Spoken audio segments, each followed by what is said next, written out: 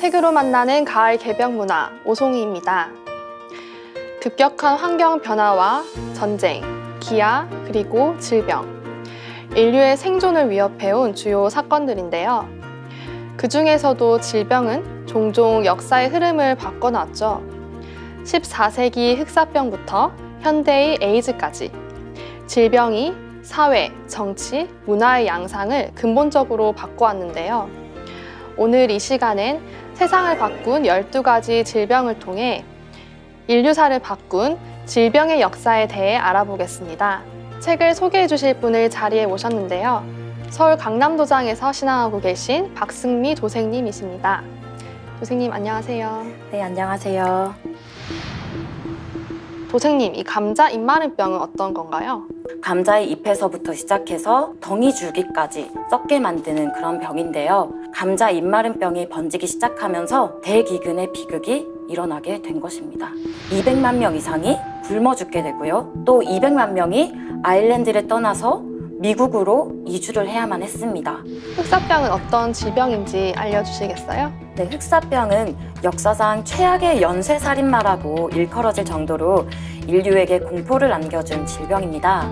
몸이 새카맣게 되면서 죽는 병이어서 동로마 제국 인구의 4분의 1의 목숨을 앗아갔고 7,500만에서 2억 명까지 사망을 하면서 흑사병균을 생물 병기로 이렇게 악용한 사례도 많이 있죠. 과거 몽골 제국이 이 페스트균을 생물병기로 사용을 했는데요. 일본군도 중국 본토에 이 흑사병을 퍼뜨리려는 시도를 했다고 합니다. 또 최근에는 1990년대에 구소련이 흑사병균 에어로졸을 제조했다고 하는데요. 오늘 소개해 주실 책이 세상을 바꾼 12가지 질병인데요. 질병과 관련된 책을 많이 있죠. 그리고 우리 프로그램에서도 질병에 관련된 책을 많이 소개했었는데요. 오늘 이 책은 어떤 내용이죠? 네, 이 책은 캘리포니아 대학 셔먼 명예교수님이 쓰신 책인데요. 제목 그대로 세상을 바꾼 12가지 질병에 관한 내용으로 포르피린증이나 혈우병, 감자입마름병, 천연두, 흑사병 등의 전염병이 우리 인류 문명사의 전환에 어떤 영향을 미쳤고 또 어떻게 대처해 왔는지에 대해 나와 있습니다. 저자분께서는 과거 질병에 대한 새로운 관점을 열어주고 옹고지신의 지혜를 가지자는 메시지를 던져주고 있고요. 또 보건복지부 정은경 질병관리본부장님의 추천사에 보면요. 2050년에는 암으로 인한 사망자보다 항생제 내성 세균 감염으로 사망하는 사람이 더 많아질 거라고 합니다. 특정 감염병에 관해서는 항생제 발견 이전의 시대로 되돌아간다는 것인데요. 신종플루, 메르스, 사스 등의 인류를 위협하는 질병들이 계속해서 나오고 있는 이 시대에 과거의 사례들을 함께 살펴보면서 향후 우리에게 닥칠 대규모 감염병에 대응하는 데 도움이 되셨으면 좋겠습니다.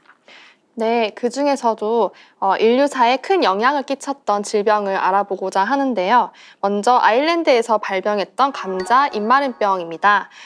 도생님, 이 감자 입마름병은 어떤 건가요? 네, 감자 입마름병은 감자 수확기인 8월부터 9월경에 나타나서 감자의 잎에서부터 시작해서 덩이 줄기까지 썩게 만드는 그런 병인데요. 감자 입마름병은 감자를 썩게 만드는 진균에 감염되면서 생깁니다. 감자 입마름병 포자에 감염이 되기 시작하면 감자 잎의 암갈색의 반점이 급속히 퍼지면서 말라 죽게 되는 것입니다. 감자는 특히 여러 번의 번식 주기를 가지기 때문에 감자 역병군이 폭발적으로 증식을 해서 정말 광범위한 지역에 감자 농사를 망쳐버릴 수 있다고 합니다. 그럼 감자 입마름병은 감자에 걸리는 일반적인 질병이라고 볼 수 있겠는데요. 그런데 이 아일랜드에서 발병했던 감자 입마름병이 주목받은 이유는 무엇인가요? 네, 시대적인 상황을 보시면 왜 감자 입마름병이 주목을 받는지 아실 수 있을 텐데요. 19세기 초에는 아일랜드는 영국의 통치하에 놓여 있었습니다. 그런데 천주교도들이 대부분인 이 아일랜드에 영국은 통치 수단으로 개신교를 전파를 하면서 천주교인들을 박해를 했고요. 그러면서 토지 소유권, 또 종교의 자유, 그리고 참정권에도 제한을 두게 됩니다. 이러한 영국의 식민지 지배로 아일랜드는 소수의 개신교 지주들이 토지의 95%를 보유하는 그런 지경에까지 이르게 되는데요. 지주들은 대부분 영국에 살면서 소작농들에게 높은 소작료를 받았고요. 그래서 이를 납부하지 못하게 되면 소작농들은 쫓겨나기까지 했습니다.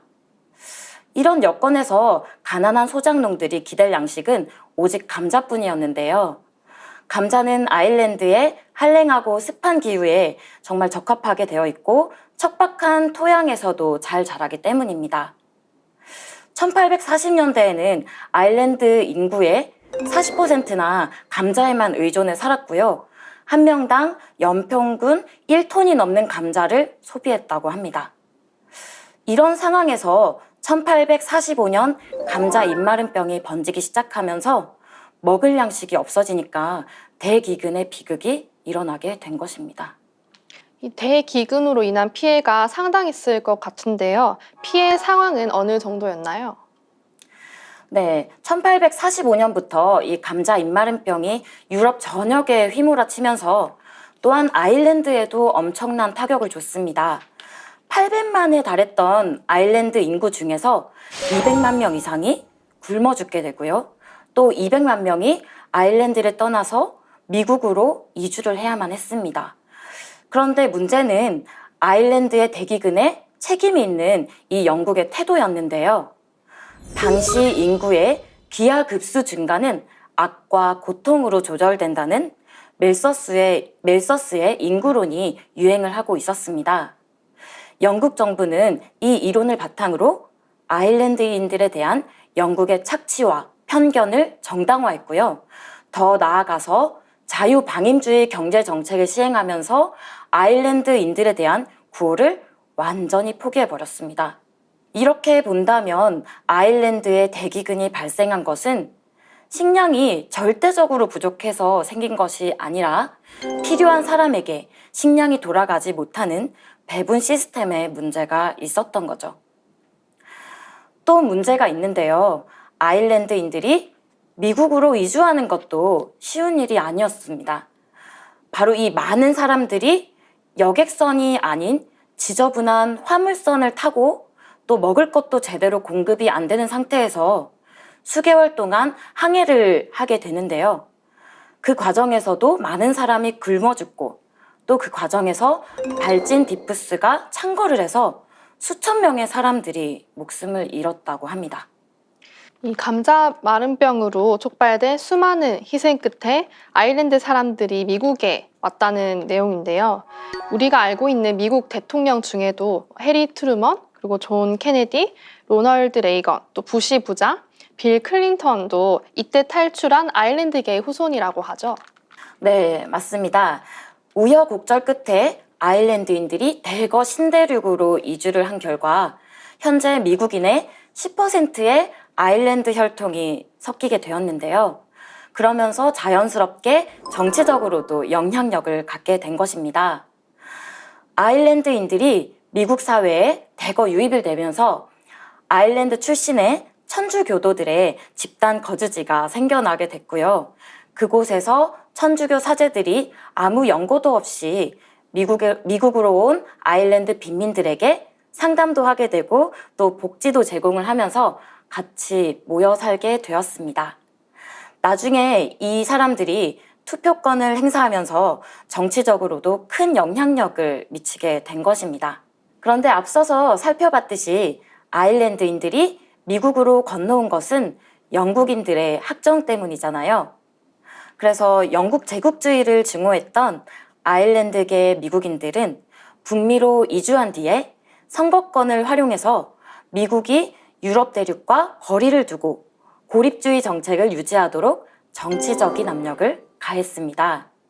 또 이들은 미국 남북전쟁 당시에 노예제에 반대했던 링컨의 공화당에 몰표를 찍으면서 노예제를 바탕으로 부를 쌓았던 남부의 영국계 대농장주들을 몰락시켰다고 합니다.